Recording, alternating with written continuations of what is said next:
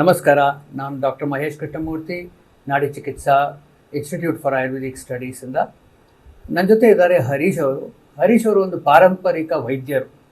ಇವರು ಸುಮಾರು ಮಂದಿಗೆ ಸಹಾಯ ಮಾಡಿದ್ದಾರೆ.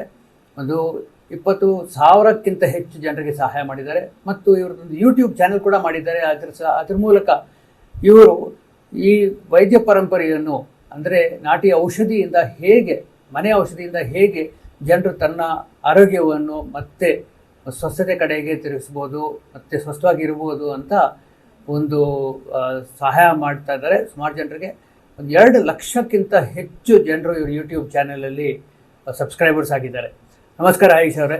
ನಮಸ್ತೆ ಸರ್. ನಮಸ್ತೆ. ಸೊ ಹರೀಶ್ ಅವರು ನಮ್ಮ ಹತ್ರ ನಾಡಿ ಪರೀಕ್ಷೆ ಕಲೀಲಿಕ್ಕೆ ಬಂದರು. ಅದಕ್ಕಿಂತ ಮುಂಚೆ ಅವ್ರ ಬಗ್ಗೆ ಸ್ವಲ್ಪ ತಿಳ್ಕೊಳ್ಳೋಣ. ಸುಮಾರು ಜನರು ಅವ್ರು ಏನು ಹೇಳ್ತಿದ್ದಾರೆ ಔಷಧಿ ಬಗ್ಗೆನೇ ತಿಳ್ಕೊಂಡಿದ್ದಾರೆ ಹೊರತು ಅವ್ರ ಬಗ್ಗೆ ಹೆಚ್ಚಾಗಿ ತಿಳ್ಕೊಂಡಿಲ್ಲ. ಹರೀಶ್ ಅವರೇ, ನೀವು ಸ್ವಲ್ಪ ನಿಮ್ಮ ಬಗ್ಗೆ ಹೇಳಿ. ಯಾವ ಊರಿಂದ ಬಂದ್ರಿ, ಯಾವಾಗ ಶುರು ಮಾಡಿದ್ರಿ, ಹೇಗೆ ನಿಮಗೆ ಇದೊಂದು ಉತ್ಸಾಹ, ಜನರಿಗೆ ಸಹಾಯ ಮಾಡಬೇಕು ಅಂತ ಉತ್ಸಾಹ ಎಲ್ಲಿಂದ ಬಂದ್ರಿ ನಿಮಗೆ?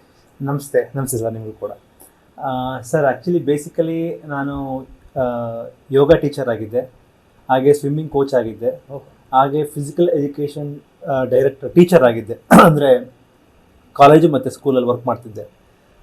ಅದಕ್ಕಿಂತ ನಾನು ಚಿಕ್ಕದ್ರಿಂದನೂ ನನಗೆ ಯಾವುದಾದ್ರೂ ಗಿಡಗಳು ನೋಡಿದ್ರೆ ಏನೋ ಒಂಥರ ಅಟ್ರಾಕ್ಷನ್ ಆಗೋದು, ಏನೋ ಅದರಲ್ಲೇನೋ ಉಪಯೋಗ ಇದೆ ಅಂತ. ನಮ್ಮ ತಾತವರೆಲ್ಲ ಅವಾಗ ಟ್ರೀಟ್ಮೆಂಟ್ ಮಾಡೋರು. ಅವರು ಪಾರಂಪರಿಕ ವೈದ್ಯರಾಗಿದ್ದರು. ₹1 ಕಾಸು ತೊಗೊಳ್ಳದೆ ಮದ್ದೂರಲ್ಲಿ ಅವರು ಈ ಪತ್ಮಂಡೆ ಅಲೋಫೇಶಿಯಾ ಅಂತ ತಲೆಯಲ್ಲಿ ಕೂದಲು ತಿಗಿಲು ಅಂತ ಕರೀತಾರೆ, ಅಲೋಫೇಶಿಯಾ ಅಂತ ಕರಿತೀವಿ, ಅದಕ್ಕೆ ಟ್ರೀಟ್ಮೆಂಟ್ ಮಾಡೋರು.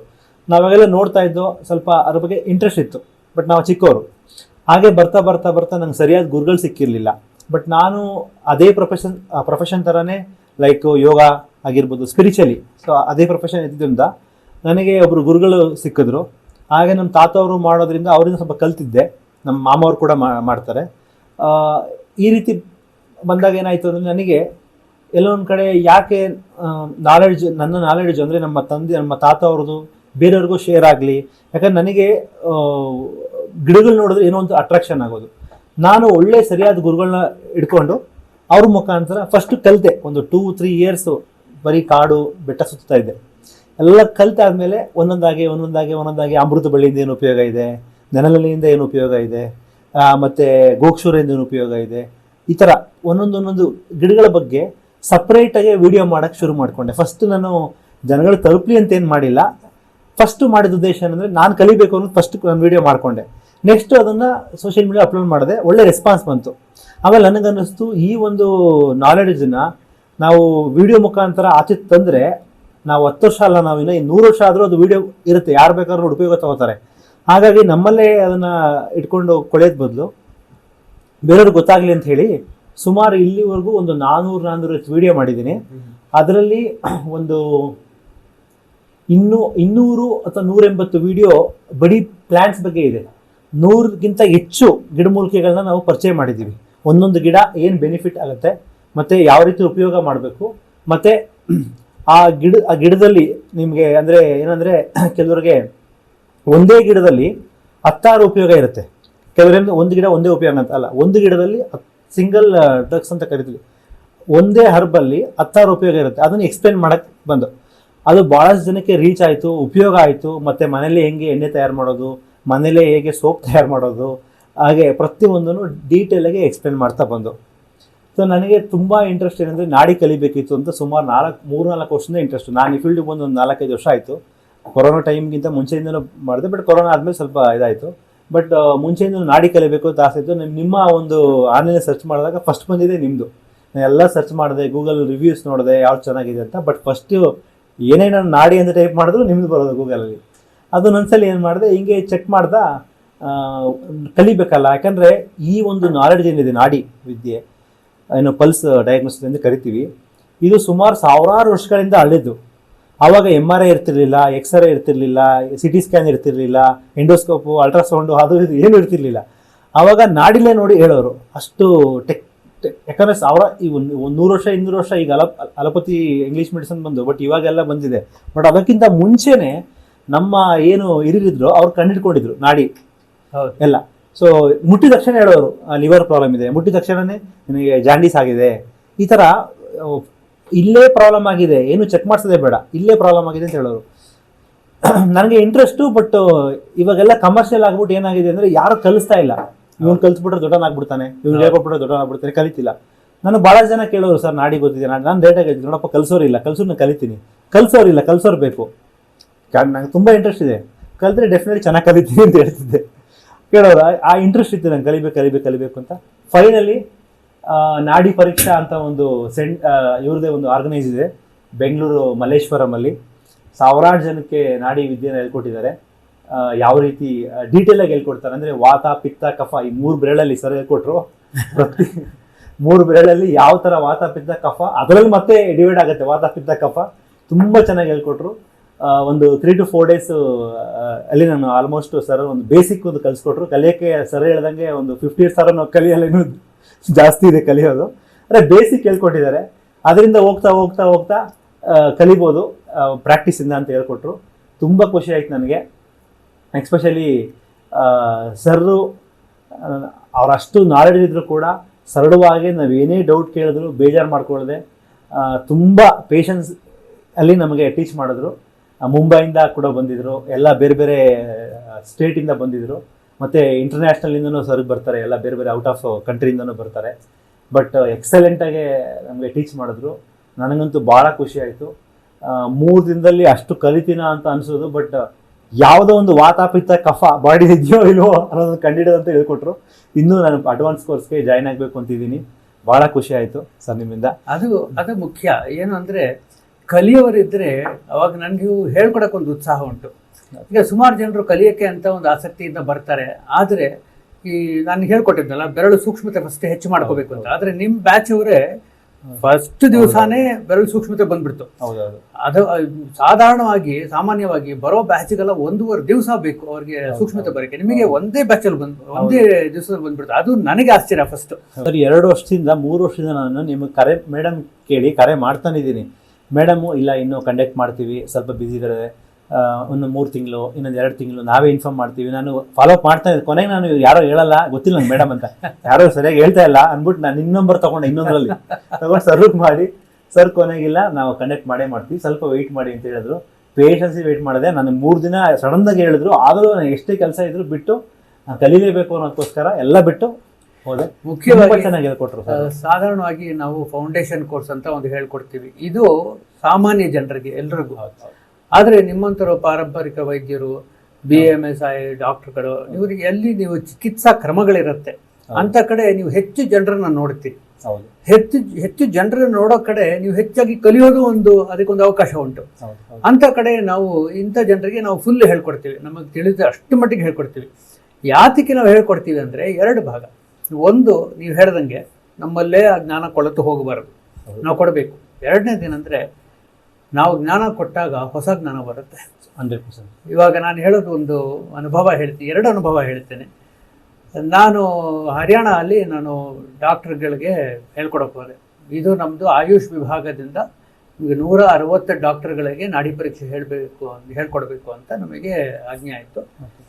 ಆಮೇಲೆ ನಾವು ಅಲ್ಲಿ ಹೋದ್ಮೇಲೆ 21 ಡಾಕ್ಟ್ರು ಒಂದು ಬ್ಯಾಚ್ಗೆ 2 ವರ್ಷ ಇದು ನಮ್ಮದೊಂದು ಪೀರಿಯಡು. ಯೋಗೇಶ್ ಕುಮಾರ್ ಅಂತ ಒಬ್ಬರು ಡಾಕ್ಟರ್ ಕಲ್ತ ಮೇಲೆ ಅವರು ನಾಡಿ ನೋಡಿದ್ಮೇಲೆ ನಂಗೆ ಫೋನ್ ಮಾಡಿ ಅವರು ಹೇಳಿದ್ರು, ಡಾಕ್ಟ್ರೇ ನಾಡಿ ನೋಡಿದ ಹಿಂದಿಯಲ್ಲಿ ಹೇಳಿದ್ರು, ನಾಡಿ ನೋಡಿದ್ದೀನಿ, ಆದರೆ ನನಗೇನು ಇದರಲ್ಲಿ ತೊಂದರೆ ಗೊತ್ತಾಗ್ತಿಲ್ಲ, ಆದರೆ ಅವರು ಮೈ ಕೈಯೆಲ್ಲ ನೋವು ಅಂತಿದ್ದಾರೆ ಅಂತ. ಆವಾಗ ನಾನು ನೀವು ಚಾರ್ಟ್ ಕಳಿಸಿ ಅಂತ ಹೇಳಿದೆ. ನಮ್ಮ ಪ್ರೋಟೋಕಾಲ್ ನಿಮಗೆ ಗೊತ್ತು ಯಾವ ಥರ ಇದೆ ಅಂತ. ಇದು ಸ್ವಲ್ಪ ವಿಸ್ತಾರವಾಗಿದೆ. ಈ ಪ್ರೋಟೋಕಾಲ್ ಫುಲ್ಲು ಅವರು ಫಿಲ್ ಮಾಡಿ ಕಳಿಸಿದ್ರು. ಅದನ್ನು ಐಪ್ಯಾಡಲ್ಲಿ ನೋಡ್ತಾ ಇದ್ದಂಗೆ ಅದರಲ್ಲಿ ಇರೋವಂಥ ಯಾವ ಒಂದು ಮೂಲ ಇದೆ ಅದು ನನ್ನ ಮುಖಕ್ಕೆ ಹೊಡೆದಂಗೆ ಇತ್ತು. ರಿಯಲ್ ಎಸ್ಟೇಟಲ್ಲಿ ಸಾಕಷ್ಟು ಲಾಸ್ ಆಗಿದೆ, ಅದಕ್ಕೆ ಮೈ ಕೈಯಲ್ಲಿ ತೊಂದರೆ ಅಂತ. ಇದರಲ್ಲಿ ನನಗೇನಾದ್ರು ಇದು ಬಂದಿದೆ, ಫಸ್ಟ್ ಟೈಮ್ ನನಗೆ ಅನುಭವ ಇಲ್ಲ ಈ ಥರದ್ದು. ಸರಿ, ಇಮೇಲ್ಗೆ ಹಾಕಿ ಕಳಿಸಿದೆ ಅವರಿಗೆ. Severe losses in real estate is the root cause of his problem ಅಂತ. ಇವ್ರು ಫೋನ್ ಮಾಡಿದ್ರು ಡಾಕ್ಟ್ರು, ನಮ್ಗೆ ಹೇಳ್ಕೊಟ್ಟಿಲ್ವಲ್ಲ, ಇದು ಆಯುರ್ವೇದ ಅಲ್ಲ ಅಂದ್ರು. ನೋಡಿ, ಆಯುರ್ವೇದ ಅಂದ್ರೆ ಸಾಮಾನ್ಯ ಔಷಧಿ ಪಥ್ಯ ಅಂತ ಹೇಳ್ತೀವಿ. ಇದು ರಿಯಲ್ ಎಸ್ಟೇಟ್ ಲಾಸ್ ಎಲ್ಲ ಆಯುರ್ವೇದದಲ್ಲಿ ಬರುತ್ತೆ ಅಂತ ಅವರು, ಇದು ಮನೋವಿದ್ಯೆಯಲ್ಲಿ ಬರುತ್ತೆ ಆಯುರ್ವೇದದಲ್ಲಿ. ಸೊ ಅವಾಗ ಅವ್ರು ಹೇಳಿದ್ರು 2:30 ಬರ್ತಾರೆ, ನಾನು ಲೌಡ್ ಸ್ಪೀಕರ್ ಹಾಕ್ತೀನಿ ಅಂತ ಹಾಕಿದ್ರು. ನಾನು ಹೇಳಿದೆ ಈ ಥರ ನಿಮಗೆ ರಿಯಲ್ ಎಸ್ಟೇಟಲ್ಲಿ ಲಾಸ್ ಆಗಿದೆ ಅಂತ. ಅವ್ರು ಹೇಳಿದ್ರು, ಇವ್ರಿಗೆ ಯಾರು ಹೇಳಿದ್ರು? ಅವಾಗ ಡಾಕ್ಟ್ರಿಗೆ ಪುನಃ ಅವ್ರು ಪ್ರಶ್ನೆ ಹಾಕಿದ್ರು, ಸತ್ಯನ? ಇದು 100% ಸತ್ಯ. ನಾನು ಯಾರ ಹತ್ರನೂ ಹೇಳಿಲ್ಲ, ಇವ್ರಿಗೆ ಹೆಂಗೆ ಗೊತ್ತಾಯ್ತು ಅಂತ. ಅವಾಗ ಈ ದೂತ ನಾಡಿ ಪರೀಕ್ಷೆ ಅಂತ ಇದರಿಂದ ನನಗೆ ದೇವರು ಕೊಟ್ಟಿರುವಂಥ ವರ. ಖಂಡಿತ ಸರ್, ಖಂಡಿತ. ಇದೊಂದು. ಎರಡನೇ ಪಕ್ಷ 2 ವರ್ಷ ಹಿಂದೆ ನಡೆದಿದ್ದು. ನನಗೆ ಸುಮಾರು ಜನರು, ನನಗೆ ಒಂದು ದಿವಸ ಧ್ಯಾನದಲ್ಲಿ ಕೂತಿರುವಾಗ ದೇವರು ಇವತ್ತಿಂದ ಹೆಂಗಸರಿಗೆ ನಾಡಿ ನೋಡಬಾರದು ಅಂತ ಹೇಳಿದ್ರು. ನಾನು ದೇವ್ರ ಹತ್ರ ಜಗಳ ಮಾಡೋಕ್ಕೆ ಶುರು ಮಾಡಿದೆ.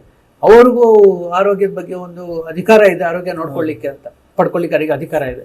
ಉತ್ತರ ಸಿಗಲಿಲ್ಲ. ದೇವರಿಗೆ ಹೇಳಿದೆ, ನಿನ್ನ ದಾರಿ ತೋರಿಸೋರ್ಗು ನಾನು ನೋಡ್ತಾ ಇರ್ತೀನಿ ಅಂತ. ಅದೇ ವಾರದಲ್ಲಿ ಒಬ್ಬರು ಅರುಳ್ ಸುಬ್ರಹ್ಮಣ್ಯಂ ಅಂತ ಬಂತು. ಅವರಿಗೆ ಟೈಲ್ ಬೋನ್ ಪೇಯ್ನ್ ಇತ್ತು. ಟೈಲ್ ಬೋನ್ ಪೇಯ್ನ್ ಅವರಿಗೆ ಮರ್ಮ ಚಿಕಿತ್ಸೆ ಮಾಡಿ ಒಂದೇ ಸೆಷನಲ್ಲಿ ಅವ್ರ ಟೈಲ್ ಬೋನ್ ಪೇಯ್ನ್ ನಿವಾರಣೆ ಆಯಿತು. ಆಮೇಲೆ ಅವ್ರು ಹೇಳಿದ್ರು, ನೋಡಿ ನಮ್ಮ ತಾಯಿ ಪಾಂಡಿಚೇರಿಯಲ್ಲಿದ್ದಾರೆ, ಕಾಲು ಹೆಜ್ಜೆ ಎತ್ತಿಡೋಕ್ಕಾಗಲ್ಲ, ಉಸಿರಾಟ ಸರಿ ಇಲ್ಲ, ಏನಾದರೂ ಒಂದು ಅವಕಾಶ ಉಂಟಾ, ಅಮ್ಮನ ಹೋಗಿ ನೋಡ್ತೀನಿ, ನಾನು ಕರ್ಕೊಂಡು ಹೋಗ್ತೀನಿ ಅಂದರು. ಅದೇ ವಾರದಲ್ಲಿ 2 ದಿವಸ ಓಪನ್ ಆಯಿತು. ನನಗೆ ಸಾಮಾನ್ಯವಾಗಿ ಬಿಡುವೇ ಇರಲ್ಲ. ಸರಿ, 2 ದಿವಸ ಓಪನ್ ಆಯಿತು ಅಂದ ತಕ್ಷಣ ಅವರು ತಯಾರಾಗಿಬಿಟ್ರು. ಕಾರು 9 ಗಂಟೆ ಕಾಲ ಕಾರು ತೊಗೊಂಡೋದ್ರು. ಪಾಂಡಿಚೇರಿಗೆ ಹೋದ್ವಿ. ನಾನು 9 ಗಂಟೆಗೆಲ್ಲ ಗಾಯತ್ರಿ ಜಪ ಮಾಡ್ಕೊಂಡು ಹೋದೆ. ಅಲ್ಲಿ ಹೋಗಿ ಅವ್ರಿಗೆ ನಾಡಿ ಪರೀಕ್ಷೆ ಮಾಡಿ, ಅವ್ರಿಗೆ ಮರ್ಮ ಚಿಕಿತ್ಸೆ ಮಾಡಿ, 1.5 ನಿಮಿಷ ಮರ್ಮ ಚಿಕಿತ್ಸೆ ಮಾಡಿರ್ಬೋದು. ಅಲ್ಲಿಂದ ನಾವು ತಿರುವಣ್ಣಾಮಲೆಗೆ ಬಂದ್ವಿ. ಅಲ್ಲಿ ಬಂದಾಗ ಆ ಬರೋ ದಾರಿಯಲ್ಲಿ ಅವ್ರ ತಾಯಿ 4 ಬಾರಿ ಫೋನ್ ಮಾಡಿ 4 ಹಾಡು ಹಾಡಿದ್ರು. ಅಂದರೆ ಅವರ ಉಸಿರಾಟ ಎಲ್ಲ ಅಷ್ಟು ವೇಗದಲ್ಲಿ ಸುರಿಯಿತ್ತು, ಮರ್ಮ ಚಿಕಿತ್ಸೆ ಪ್ರಭಾವ. ಮತ್ತೆ ಅಲ್ಲಿ ಬಂದಮೇಲೆ ನಾನು ರಮಣಾಶ್ರಮದಲ್ಲಿ ನಾನು ಧ್ಯಾನ ಮಾಡ್ತಿದ್ದೆ. ಆವಾಗ ರಮಣಾಶ್ರಮದಲ್ಲಿ ನಾನು ಹೇಳ್ತಿದ್ದೆ ಜನರಿಗೆ, ಹಳೆ ಕಾಲದಲ್ಲಿ ಹೆಂಗಸರಿಗೆ ಕೈ ಮುಟ್ಟಿ ನಾಡಿ ನೋಡ್ತಾ ಇರಲಿಲ್ಲ, ದಾರ ಕಟ್ಟಿ ನೋಡೋರು ಅಂತ ಹೇಳ್ತಿದ್ದೆ. ಆದರೆ ದಾರ ಕಟ್ಟಿ ಹೇಗೆ ನೋಡ್ತಾರೆ ಅಂತ ನನಗೆ ಅದು ಜ್ಞಾನವೇ ಇಲ್ಲ. ಅಲ್ಲಿ ರಮಣಾಶ್ರಮಕ್ಕೆ ಬಂದಮೇಲೆ ಅಲ್ಲಿ ನನಗೆ ಧ್ಯಾನದಲ್ಲಿ ಕೂತಿರ್ಬೇಕಾದ್ರೆ ಸ್ಪಷ್ಟವಾಗಿ ನನ್ನ ಕಿವಿಲಿ ಯಾರೋ ಹೇಳ್ದಂಗೆ, ಒಂದು ಹತ್ತಿಯಿಂದ ಮಾಡಿರೋ ದಾರವನ್ನು ಅವ್ರಿಗೆ ಅವ್ರ ರೆಸ್ಟಿಗೆ ಕಟ್ಟಿಬಿಟ್ಟು ಅದನ್ನು ಹಿಡ್ಕೊಂಡು ನಿನ್ನ ನಾಡಿ ನೋಡ್ಕೋ. ಅಲ್ಲಿ ಸಿಕ್ಕಿದ ಜ್ಞಾನ. ಅಂದರೆ ಒಂದು ವಿದ್ಯೆನ ಹಂಚ್ಕೊಂಡ್ರೆ ದೇವರು ನಮಗೆ ಹೊಸ ವಿದ್ಯೆಯನ್ನು ಕೊಡ್ತಾನೆ. ಸರ್ ನೋಡಿ, ನಿಮ್ಮ ಹತ್ರ ನಾವು ಕಲ್ತಿರೋದು ನಮಗೆ ಪುಣ್ಯ. ಏನಂದ್ರೆ ನೋಡಿ, ಯಾಕಂದ್ರೆ ನೀವು ನನಗೆ ಸಿಕ್ತಿರೋ ಇಲ್ವೋ ಅಂತ ನಾನು ಸುಮಾರು ಸಲ ಯೋಚನೆ ಮಾಡ್ತಿದ್ದೆ. ಏನಪ್ಪ ನನಗೇನಿಸೋದು ಗೊತ್ತಲ್ಲ, ನಿಮ್ಮ ಬಗ್ಗೆ ನಂಗೆ ಫಸ್ಟ್ ಗೊತ್ತಿಲ್ಲ, ಯಾರು ದುಡ್ಡು ಕೊಟ್ಟರು ಹೇಳ್ಕೊಡಲ್ವಾ ಅಂತಾರ. ನನಗೆ ಇಂಟ್ರೆಸ್ಟು ಕಲಿಯೋಕ್ಕೆ. ಮುಂಚೆ ಎಲ್ಲ ಫ್ರೀಯಾಗಿ ಹೇಳ್ಕೊಡೋರು, ಅಂದರೆ ನಾಡಿ ಗುರುಗಳು, ದೊಡ್ಡ ದೊಡ್ಡ ಗುರುಗಳು. ಬಟ್ ಈಗ ಯಾವ ಗುರು ಸಿಗ್ತಾ ಇಲ್ಲ. ನಿಮ್ಮಂಥವ್ರು ದಯವಿಟ್ಟು ಸರ್ ಇನ್ನೂ ಸಾವಿರಾರು ಜನ, ಲಕ್ಷಾಂತರ ಜನಕ್ಕೆ ನಿಮ್ಮ ನಾಲೆಡ್ಜ್ನ ಶೇರ್ ಮಾಡಿ. ಖಂಡಿತವಾಗ್ಲೂ ಇದು ಸುಮಾರು ಒಂದು 2013 ಇಸ್ವಿಯಿಂದ ಹೇಳ್ಕೊಡ್ತಾ ಇದ್ದೀವಿ. ಸದ್ಯಕ್ಕೆ ಒಂದು 300ಕ್ಕಿಂತ ಹೆಚ್ಚು ಡಾಕ್ಟರ್ಸ್ಗೆ ಹೇಳ್ಕೊಟ್ಟಿದ್ದೀವಿ, ಮತ್ತು ಸಾರ್ವಜನಿಕರಿಗೆ ಸುಮಾರು ಜನರಿಗೆ ಹೇಳ್ಕೊಟ್ಟಿದ್ದೀವಿ. ಆದರೆ ನಿಮ್ಮಂಥವ್ರು ಪಾರಂಪರಿಕ ವೈದ್ಯರು, BMS ಡಾಕ್ಟರ್ಸ್ ಬಂದು ಕಲಿತ್ರೆ ಅವಾಗ ನಾವು ನಮ್ಮ ವಯಸ್ಸಾಗಿದ್ದ ಕಾಲದಲ್ಲಿ ನಾವು ಇದನ್ನು ಒಂದು ಕೃತಜ್ಞತೆ ಭಾವದಿಂದ ನಾವು ಈ ಲೋಕದಿಂದ ಹೋಗ್ಬೋದು. ಅದೇ ನಮ್ಮ ಕನಸು. ಖಂಡಿತ ಸರ್. ಹರೀಶ್ ಅವರೇ, ನೀವು ಕಲ್ತಿದ್ದಕ್ಕೆ ನಾವು ಸರ್ಟಿಫಿಕೇಟ್ ಒಂದು ನಿಮಗೆ ಕೊಟ್ಟಿರಲಿಲ್ಲ. ಇದು ನಿಮಗೆ ಸರ್ಟಿಫಿಕೇಟು ನಮ್ಮ ಕಡೆಯಿಂದ. ತುಂಬ ಥ್ಯಾಂಕ್ ಯು ಸರ್. ಸರ್ಟಿಫಿಕೇಟ್ಗಿಂತ ನಿಮ್ಮ ಜ್ಞಾನವನ್ನು ನಮಗೆ ಶೇರ್ ಮಾಡೋದಲ್ಲ, ಅದನ್ನು ನಮಗೆ ಹಂಚಿದ್ರಲ್ಲ, ಅದಕ್ಕಿಂತ ದೊಡ್ಡದಿನ ಯಾವುದೂ ಇಲ್ಲ. ಸೊ ಇನ್ನು ಮುಂದೆ ಬನ್ನಿ. ಸೊ ನಾವು ಫುಲ್ ಅಡ್ವಾನ್ಸು ಹೇಳ್ಕೊಡ್ತೀವಿ, ಖಂಡಿತ ಹೇಗೆ ಮಾಡಬೇಕು ಅಂತ. ಅದಕ್ಕೊಂದು ಇವಾಗ ಅದನ್ನು ಅಡ್ವಾನ್ಸ್ ಕಲಿಯೋದಕ್ಕೆ ಕಡಿಮೆ ಜನರು ಬರ್ತಾರೆ ಸಾಮಾನ್ಯವಾಗಿ. ಅದರಿಂದ ಅದಕ್ಕೊಂದು ನಾವು ಒಂದು ಶೆಡ್ಯೂಲ್ ಹಾಕ್ಕೊಂಡಿದ್ದೀವಿ. ಖಂಡಿತ ಅದನ್ನು ಹೇಳ್ಕೊಡ್ತೀವಿ. ನೀವು ಸಂಪೂರ್ಣವಾಗಿ ಕಲಿಯಿರಿ, ಕಲಿತುಬಿಟ್ಟು ಅಭ್ಯಾಸ ಮಾಡಿ. ಖಂಡಿತ ನನಗೆ ಭಾಳ ಖುಷಿ ಆಯಿತು. ಯಾರೆಲ್ಲ ನಾಡಿ ಕಲಿಬೇಕು, ಸಾವಿರಾರು ಜನ ಡಾಕ್ಟರ್ಸ್ ಇದ್ದಾರೆ ಇವತ್ತು. ನನ್ನ ಸ್ಟೇಟಸ್ ಹಾಕಿದ್ದೆ, ನಿಮ್ಮದು ಈ ಥರ ಒಂದು ನಾಡಿ ಪರೀಕ್ಷೆದಲ್ಲಿ ಅಟೆಂಡ್ ಮಾಡಿದ್ದೀನಿ ಕೋರ್ಸ್ ಅಂತ. ನನಗೆ ಭಾಳಷ್ಟು ಜನ, ಒಂದು 10 ಜನ 15 ಜನ ಫೋನ್ ಮಾಡಿಲ್ಲ ಡಾಕ್ಟರ್ಸು. ನಾನು ಒಂದು 3-4 ಜನದ್ದು ಕಾಂಟ್ಯಾಕ್ಟ್ ಕೊಟ್ಟಿದ್ದೀನಿ. ಮೇಡಮ್ ಬಂದಿರಬೇಕು, ತುಂಬ ಖುಷಿಪಟ್ಟರು. ಕಲಿಬೇಕು ಅಂತ ಇಂಟ್ರೆಸ್ಟ್ ಇದೆ ಸುಮಾರು ಜನಕ್ಕೆ, ಬಟ್ ಗೊತ್ತಿಲ್ಲ ಯಾರು ಕಲಿಸ್ತಾರೆ ಅಂತ. ಎಲ್ಲ ಇವತ್ತು ಹೊರಗಡೆ ಎಲ್ಲ ಫೇಕ್ ಆಗಿಬಿಟ್ಟಿದೆ, ಏನು ಹೇಳ್ಕೊಡಲ್ಲ. ಬಟ್ ನೀವು ನಮಗೆಲ್ಲವನ್ನ ತ್ಯಾಗ ಮಾಡಿದ್ದೀರಾ ಅಂತ ಹೇಳ್ಬೋದು. ಇದು ಕೊಡೋ ವಿದ್ಯೆ ಯಾವಾಗಲೂ ಕೊಡೋದೆ. ಅದಕ್ಕೆ ಹೇಳ್ತಾರೆ ವಿದ್ಯಾದ ದಾತಿ ವಿನಯ ಅಂತ. ಅದು ಕೊಟ್ಟಾಗಲೇ ನಮಗೆ ವಿನಯತೆ ಬರೋದು. ಹೌದು, ಇಟ್ಕೊಂಡ್ರೆ ಅಹಂಕಾರ ಒಂದು ತುಂಬಿಕೊಡುತ್ತೆ. ಹರೀಶ್ ಅವರು ನಮಗೆ ಕಾಂಟ್ಯಾಕ್ಟ್ ಮಾಡಿದಾಗ ಯಾರಂತ ನಮಗೆ ಗೊತ್ತಿರಲಿಲ್ಲ. ನಾನು ಆ್ಯಕ್ಚುಲಿ ಆಮೇಲೆ ನಾನು ತಿಳ್ಕೊಂಡು ಆಮೇಲೆ ಇಂಥವರು ಒಂದು ಮುಖ್ಯಸ್ಥರು ಬಂದಿದ್ದಾರೆ ನಮ್ಮ ಹತ್ರ ನಾಡಿ ಕಲೀಲಿಕ್ಕೆ ಅಂತ ಹೇಳ್ಬಿಟ್ಟು ನಮಗೂ ಒಂದು ಉತ್ಸಾಹ. ಯಾಕಂದರೆ ಇದು ಮುಂದೆ ಹರಡುತ್ತೆ ಈ ಮಾತು. ಇವ್ರ ಕೆಲಸದಿಂದ ಇನ್ನೂ ಸುಮಾರು ಜನ ಆರೋಗ್ಯ ಪಡ್ಕೊಳ್ತಾರೆ ಅಂತ ಒಂದು ನಮಗೆ ಒಂದು ಮನಸ್ಸು, ಹೃದಯ ತುಂಬಿದೆ. ಈ ಮಾತು ಹೇಳ್ತಾ ನಾನು ಈ ಇಂಟರ್ವ್ಯೂನ ಇಲ್ಲಿ ಮುಗಿಸ್ತೇನೆ. ನಮಸ್ಕಾರ. ಸರ್ವೇ ಜನ ಸುಖಿನೋ ಭವಂತು ಸರ್. ಸರ್ವೇ ಜನ ಸುಖಿನೋ ಭವಂತು.